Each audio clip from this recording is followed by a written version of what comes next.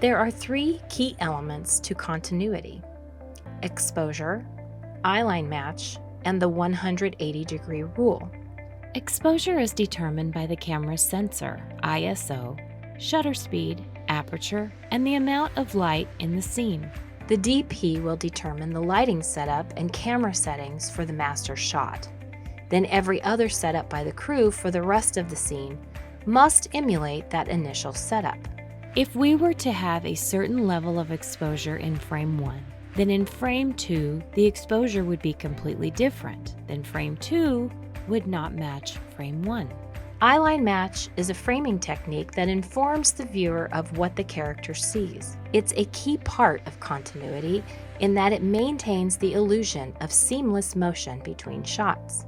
Going from one shot to another, if the eyeline of both actors are equally level, then it helps to give the scene the illusion of a continuous moment in time. If in the shot one actor's eyes are lower or higher in the frame than the other, it may jar the viewer and have a lack of consistency. The 180-degree rule is that you can only film one side of your characters. Taking an imaginary line between both actors and committing to film on either side, meaning you can only film on one side. You would have your basic three setups: your master, wide shot, over the shoulder, and reverse over the shoulder.